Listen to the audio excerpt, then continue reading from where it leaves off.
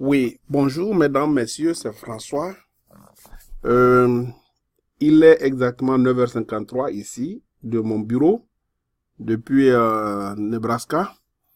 Je vais aujourd'hui, avant de présenter la nouvelle vidéo portant sur l'application Excel Compta, je voudrais prendre cette occasion pour vous souhaiter une bonne et heureuse année. Que l'année nouvelle, comme c'est de coutume, on le fait, qu'elle nous apporte de meilleures choses, surtout la santé. Nous qui sommes des pays en voie de développement, nous qui avons plus de problèmes que des solutions, malgré tout ce que nous avons à notre disposition, que cette année soit meilleure pour nous tous. Eh bien, avant d'aller, je tiens à vous rappeler que Excel Compta est une application que j'ai développée avec le tableur Excel au moyen du langage VBA. VBA, c'est comme VBA. VBA, comme on pourra le dire en français. Donc, l'objectif de l'application, c'est de permettre aux utilisateurs de tenir une comptabilité en bonne et due forme, de procéder à la paie de leurs employés, d'élaborer en fin d'année ou bien d'éditer en fin d'année les états financiers en se référant au SYSCOA qui est le référentiel, surtout le SYSCOA révisé. Donc, ceci étant, je vais lancer l'application. Pour lancer l'application, voilà l'icône. Moi, je double-clique sur l'icône et l'application va être lancée comme vous le verrez bientôt. C'est Excel qui est devant vous et il faut dire que Excel, c'est une application, ou bien je peux dire c'est un logiciel qui vient avec l'ordinateur, donc vous n'avez souvent pas besoin d'investir beaucoup d'argent pour l'avoir. Mais il faut aussi reconnaître que la différence qui existe entre notre application et celle des autres que vous trouverez sur YouTube, certains c'est exclusivement pour éditer les états financiers, d'autres c'est Excel, les feuilles d'Excel que vous avez en face de vous et vous allez manipuler à gauche et à droite. Nous nous sommes inspirés de l'interface de QuickBooks et nous avons développé notre application en se référant à l'interface de QuickBooks. Alors, quand vous avez notre application, comme vous le voyez déjà ouvert, ici, vous avez le nom de la société et le nom de la société est répété ici.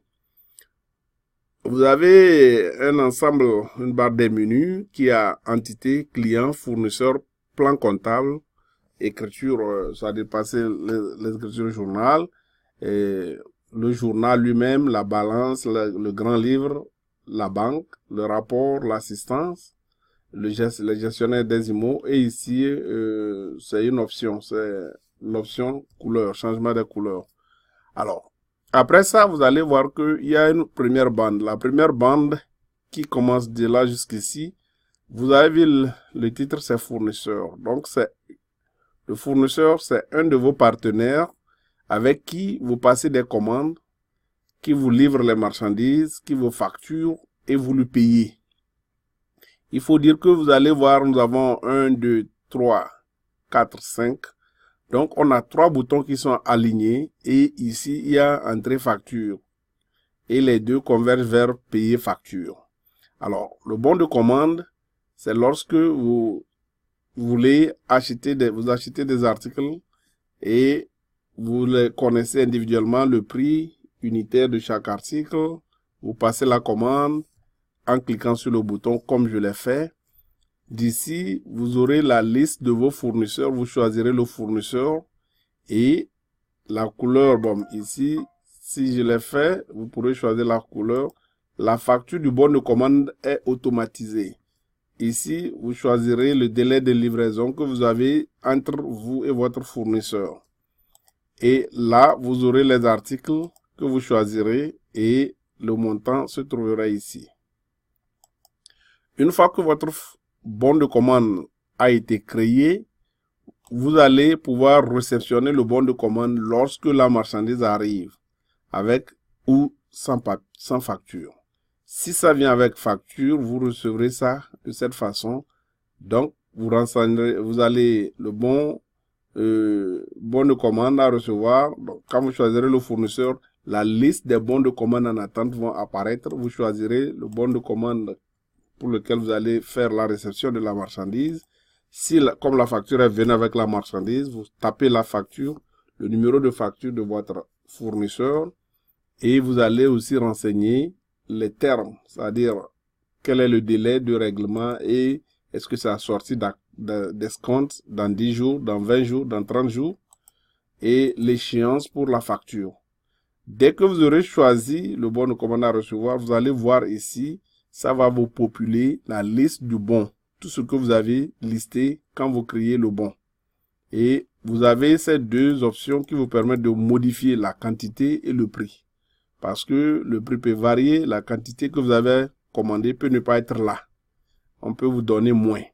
Et là, vous avez le total hors taxe, la TVA et le total TTC.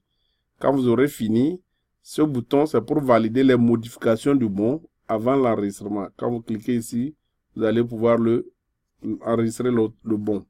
Et là, quand vous recevez la facture avec le bon et que vous enregistrez, ce qui est fait automatiquement, il y a une mise à jour de stock de vos marchandises et une écriture comptable qui est passée derrière que vous ne verrez pas.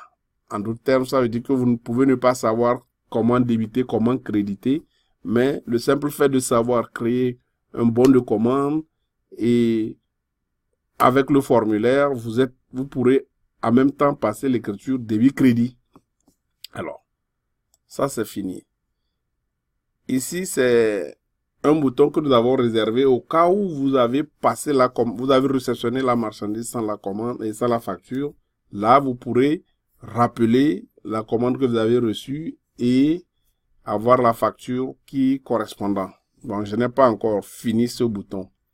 Ce bouton qui dit entrée facture, vous allez me dire, mais quelle facture encore? Oui, entrée facture ici, quand vous cliquez sur ça, vous allez voir que c'est facture fournisseur. Ce formulaire vous permet de saisir la facture des fournisseurs divers, si je peux le dire ainsi, c'est-à-dire les prestataires de services, tels que la CET, la CEB, qui est la CET qui vous livre une facture, vous n'avez pas le détail, la Togolaise des eaux, la TDE, et pas mal d'autres avec qui vous avez des fournitures. Disons aussi, vous pouvez saisir la facture de votre maisonnier, s'il faut le dire. Donc, c'est des gens qui vous facturent, mais vous n'avez pas un détail que vous allez reporter. Alors, vous avez également ici la liste de vos fournisseurs. Vous choisirez le fournisseur et vous aurez son adresse, tout qui va se populer ici. Vous pourrez choisir le terme de la facture. Tout ce qui est en jaune, c'est les mentions que vous pourrez changer. Une fois que vous avez choisi le fournisseur, les différents comptes qui seront débités et crédités vont apparaître ici. Et vous allez mettre le numéro de facture, le montant et c'est fini. OK. Il est aussi possible que vous choisissez le partenaire et vous aurez les différents éléments. OK. Quand vous quittez, comme ça, vous avez fini. Plus tard, vous devez payer la facture. Quand nous cliquons ici, nous recevons ce formulaire qui nous présente la date, le nom du fournisseur, la facture, le bon de commande en question, le montant, les termes, l'échéance et consorts. Ici, ça vous permet de payer les factures. Et quand vous payez les factures, vous écrirez un chèque et vous pourrez créer. Quand vous dites écrire un chèque, parce que vous devez choisir le nom d'une banque, OK? Vous n'avez pas choisi le nom d'une banque, vous allez cliquer comme ça. S'il y a une banque, ça va venir. Donc, comme ça, on quitte là. Ensuite, vous avez la deuxième sous-groupe, c'est les clients qui aussi constituent vos partenaires à vous, ceux avec qui vous faites de l'argent. Les premiers, vous dépensez. Ceux qui sont au milieu, les clients, c'est eux qui vous payent. Alors, également, vous avez la possibilité de préparer un devis, de créer la facture avec ou sans devis, de recevoir le paiement d'imputer ou bien de calculer les frais de retard pour les factures impayées, d'imprimer le relevé individuel de vos clients et de créer les avis de débit, c'est-à-dire sur les retours de marchandises. Vous avez aussi les ventes qui peuvent être au comptant. Donc, vous allez créer le reçu de vente si c'est au comptant. Et ce serait fini. Alors, nous, on est un cabinet. Supposons qu'un client veuille qu'on le fasse une proposition de nos services. Nous allons venir ici. Quand on clique, on aura la liste de nos clients. On choisit le client, son adresse apparaît. Mais ici, je vais changer la couleur. Je veux quelque chose de vert comme ça. Ou bien l'option, si je veux bleu. Si je veux blanc. Donc, je laisse ça comme ça. C'est bon pour moi. Et le devis numéro, ce sera automatique. Le délai de livraison, ou bien le délai d'exécution. La date de la commande, date de livraison, vous allez... Délai de livraison et la date de livraison. Donc, ici, vous allez choisir le code de vos prestations et vous allez pouvoir réaliser votre devis. Quand vous allez finir, vous pouvez en créer d'autres. Après, vous viendrez ici. Quand vous êtes ici, c'est pour établir une facture. Vous pouvez soit directement créer une facture à un de vos clients ou à la suite d'un devis. Donc, si c'est directement, vous allez choisir les articles ici et vous allez choisir le fournisseur, le client ici. Il y aura également, on peut choisir, choisir ici la couleur qu'on veut. Et donc, on a les termes. On peut faire, quand vous aurez rempli ça, vous allez générer une facture. Lorsque vous générez la facture, cette facture serait enregistrée automatiquement et la comptabilité, le débit crédit sera aussi fait.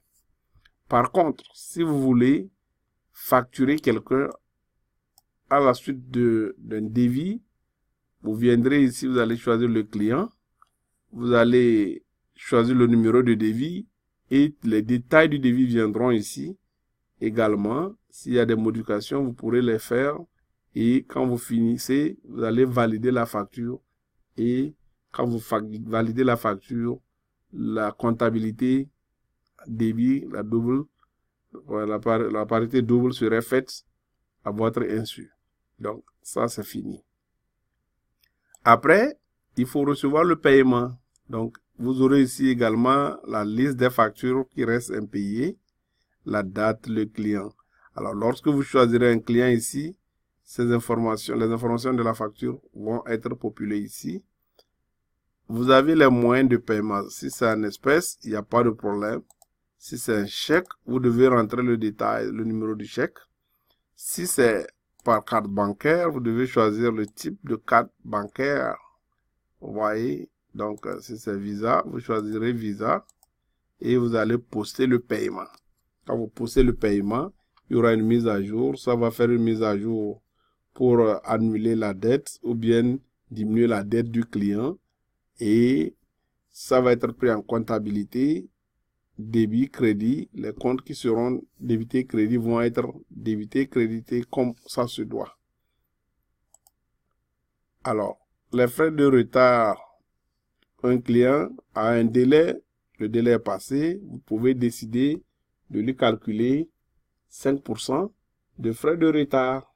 Donc, on aura la possibilité de le faire ici. Il y a le relevé, vous pourrez imprimer les relevés. Les relevés, c'est un état qui donne la situation de la facture en instance, qui ne sont pas réglées par jour et par mois, donc selon l'âge de créance. Et également, vous viendrez ici pour émettre un avis de devis à votre client. S'il y a retour de marchandises ou il y a quoi, de toute la façon, quand vous devez donner un crédit à votre client. Quand vous réalisez les ventes au comptant, c'est la même chose ici. Tout se fait en espèces ou par chèque vous avez l'espèce, chèque ou carte bancaire, mais le paiement est immédiat. Donc, vous pourrez le faire et ça va être pris en compte. Voilà pour ce qui est de vos partenaires clients, ce que vous pouvez faire.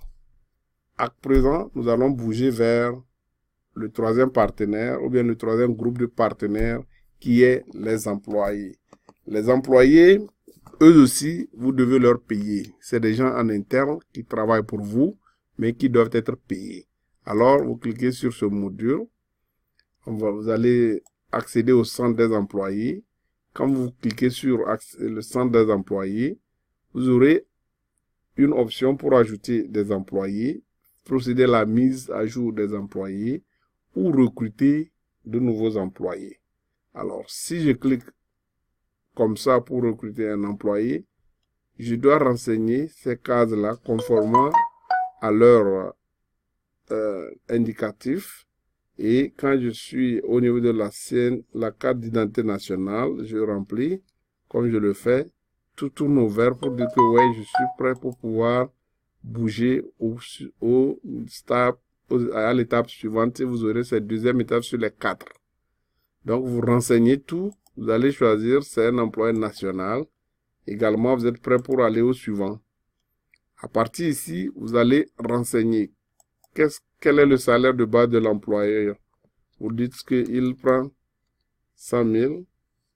Alors, celui-ci, quand il prend 100 000, vous allez l'ancienneté, tout. Normalement, c'est les primes que vous pouvez rencontrer. Si je dis, il reçoit un prime de déplacement 35 000. Vous voyez, c'est fini. Je peux maintenant aller à l'étape 4. Vous avez la CNSS qui est calculée, la TCS qui est calculée et le net à payer qui est là. Base non imposable et la base imposable. Donc, la base non imposable, ça doit être 35. Pardon, c'est un bug que nous allons. Et vous avez la taxe sur salaire qui peut être ici les retraites complémentaires et autres retenues que vous pouvez effectuer. Donc, quand vous les mettez, ça va faire une mise à jour de ce que votre employé doit recevoir. Puisque le total des retenues, ça fait 4 250. Quand vous finissez, vous enregistrez. Moi, je n'enregistre pas. Oui, je veux quitter. OK. Une fois que c'est fini, également ici, il faut suivre vos employés. Vous allez gérer des absences, des congés et la présence. Donc, quand vous venez dans la présence, l'employé arrive, il choisit son nom. Vous voyez automatiquement la date est là, l'heure à laquelle il est là, il valide sa présence. Et quand il valide sa présence, lui il est sorti. Ça, c'est pour gérer les congés. Quand vous cliquez sur ceci, ça devrait vous donner la liste de tous vos employés. Et vous allez choisir et poster les congés, c'est-à-dire quand quelqu'un travaille au cours de l'année. Par mois, il a 2,5 jours de congé. Donc, vous pouvez les segmenter au prorata jusqu'aux heures. C'est comme ça que nous avons fait.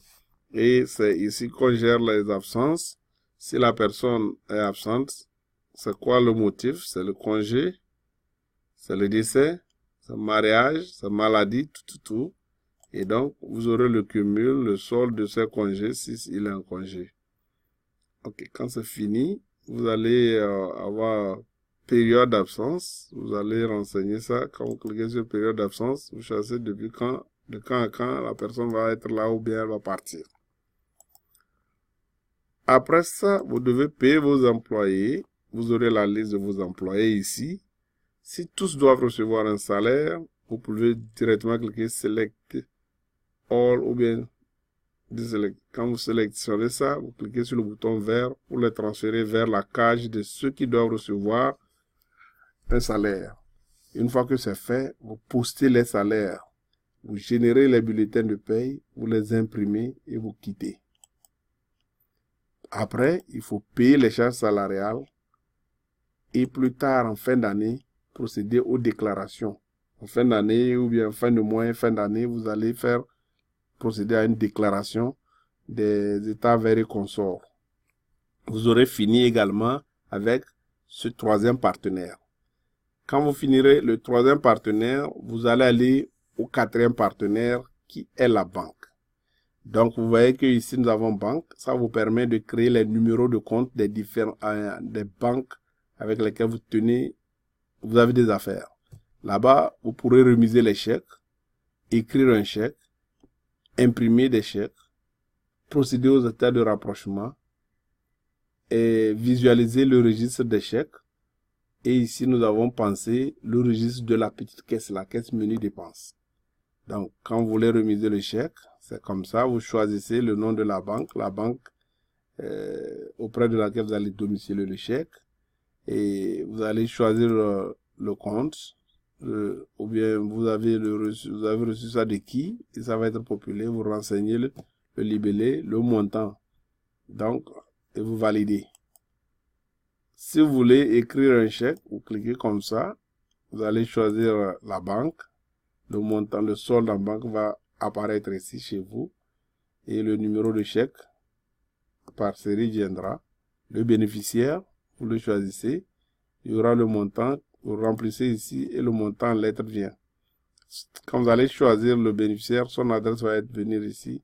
Vous pourrez taper l'objet ou bien le mémo, et quand vous finirez, une fois que vous avez choisi le bénéficiaire, il y aura un compte, l'intitulé, tout qui vont être populés ici. Et quand vous allez finir, vous enregistrez, vous quittez. Quand vous enregistrez, quittez, oui. Donc, c'est fini. Après ça, l'état de rapprochement, vous renseignez les soldes, la date et consorts. Quand vous finissez, vous continuez comme ça.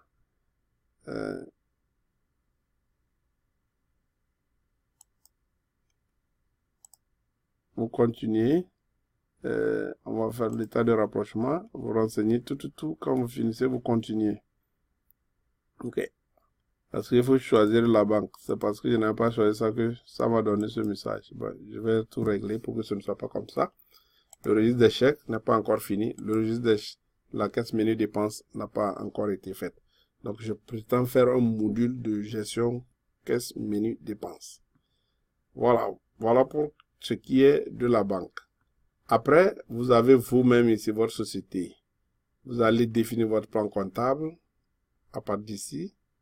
Mais il faut dire que lorsque vous créez votre société, il y aura un plan comptable minimal. Les comptes que vous ne pouvez pas ne pas avoir, tels que la classe 4, fournisseurs, clients, les impôts et taxes, si vous êtes assujetti, vous aurez la vente, les comptes 70 qui vont être là. Donc ça, autre, ce serait fait. Mais vous pouvez maintenant ajouter les comptes. Ici, si je clique là, vous allez voir que c'est le compte de revenus. Vous aurez que les comptes de revenus ici, et je prends pour compléter, pour définir mon plan comptable. Ici, c'est créer le profil des articles, que vous vendez les marchandises, les services que vous prestez, les fournisseurs, fournitures de bureau, ou bien les fournitures stockables que vous utilisez. Donc, voilà. Et là, nous aurons le calendrier qui va vous permettre de saisir votre programme d'intervention et qui va vous faire le rappel tout au long de la semaine. Voilà, pour ce qui est de l'interface ou bien de ce qui est possible à faire. Voilà, c'est ça. Pour le moment, nous nous arrêtons là et nous allons revenir avec les exemples pratiques pour vous permettre de prendre en main notre application une fois que vous aurez décidé que elle est quelque chose qui vous sera utile. Merci et restez connectés. Bye bye.